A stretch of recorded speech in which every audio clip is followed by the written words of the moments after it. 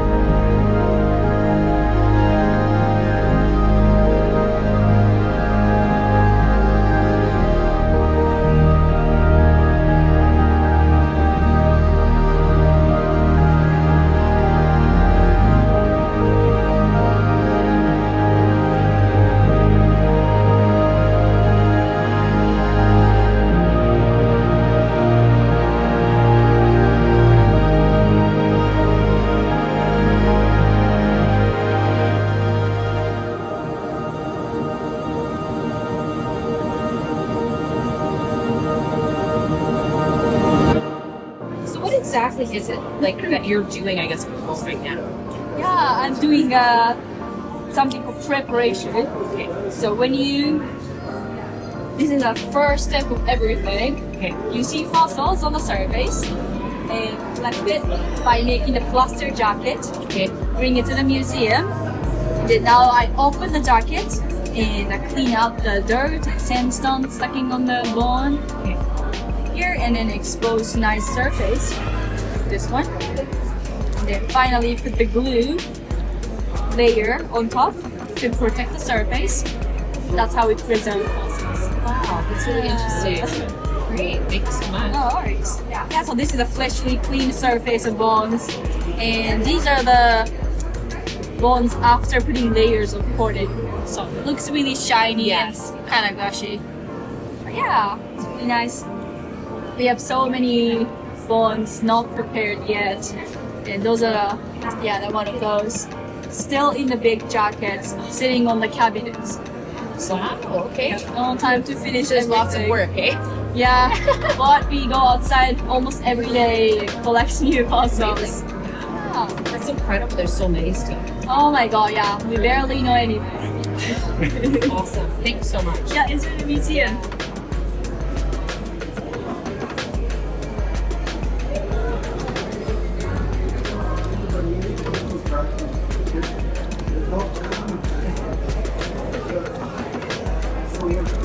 Excuse me, that is you're removing the rock?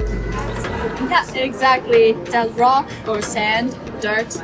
Yeah. These are the bone surface, really shiny, brown, and smooth texture.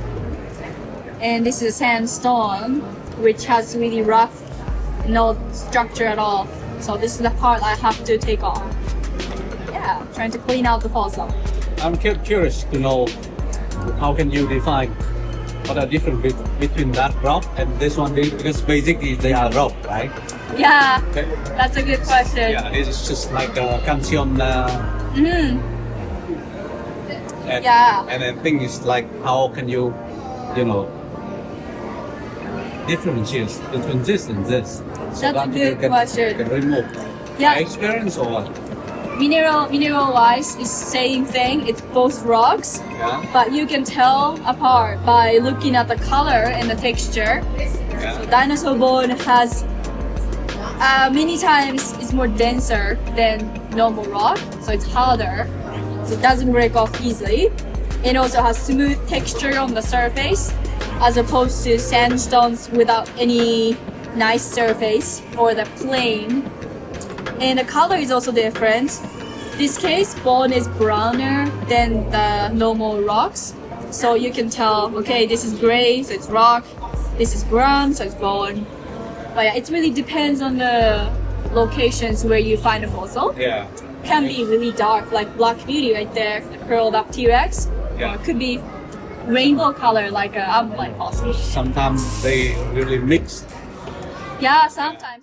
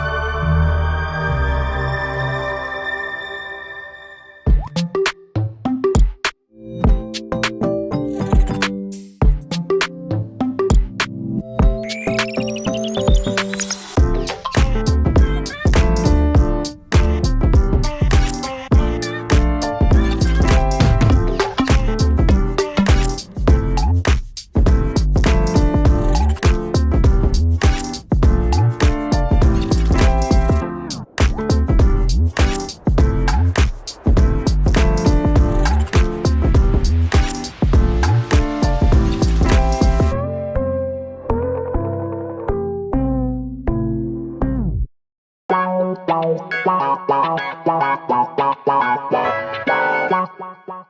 me introduce you to a 13-foot skunk named Squirt. His name is Squirt.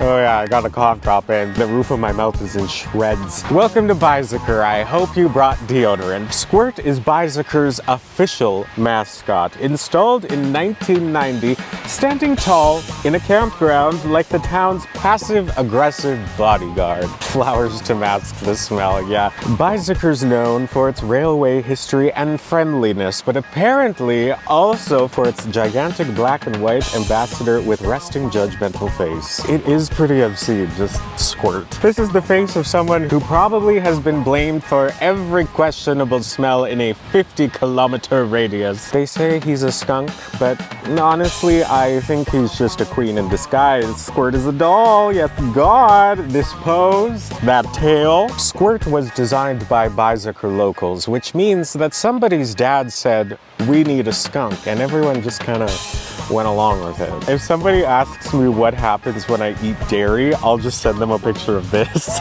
It's enough with the squirts. Some say that Squirt protects the town, but others say he just likes to sit and judge campers with an air of stinky superiority. But me, I think he's just vibing. Menacing, but vibing. So whether you're passing through the small town of ཌ or need a spiritual reset in the form of a giant roadside mammal, ཌ's got your back, and Squirt has got your nose. I've been your host, David Day, and I will see you in the next one.